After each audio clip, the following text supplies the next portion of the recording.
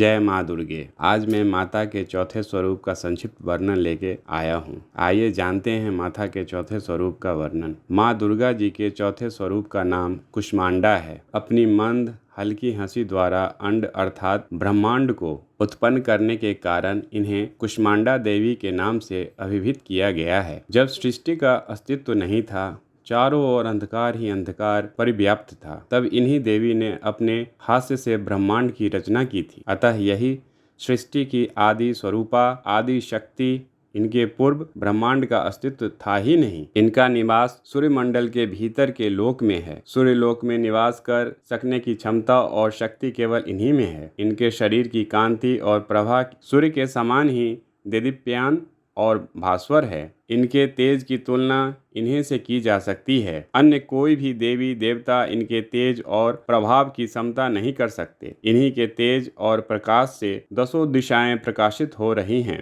ब्रह्मांड की सभी वस्तुओं और प्राणियों में अवस्थित तेज इन्हीं की छाया है। इनकी 8 भुजाएं हैं, अतः ये अष्टभुजा देवी के नाम से भी विख्यात हैं। इनके 7 हाथों में क्रमशः कमंडलू, धनुष, बाण, कमल, पुष्प, अमृतपूर्ण कलश, चक्र तथा गदा हैं। 8वें हाथ में सभी सिद्धियों और निधियों को देने वाली जप माला है। इनका वाहन सिंह है। संस्कृत की भाषा में कुष्मांड कुम्हेर को कहते हैं। बलियों में कुम्हेर की बलि इन्हें सर्वाधिक प्रिय है। इस कारण से भी कुष्मांडा कही जाती हैं। नवरात्र पूजन के चौथे दिन कुष्मांडा देवी के स्वरूप की ही उपासना की जाती है। इस दिन साधक का मन अनाहत चक्र में अवस्थित होता है, अतः इस दिन उसे अत्यंत पवित्र और अंचल मन से कुष्मांडा देवी के स्वरूप को ध्यान में रखकर पूजा उपासना के कार्य में लगना चाहिए। माँ कुष्मांडा की उपासना से भक्तों के समस्त रोग शोक विनिष्ट हो जाते हैं। इनकी भक्ति से आयु, यश, बल और आरोग्य की वृद्धि होती है। माँ कुष्मांडा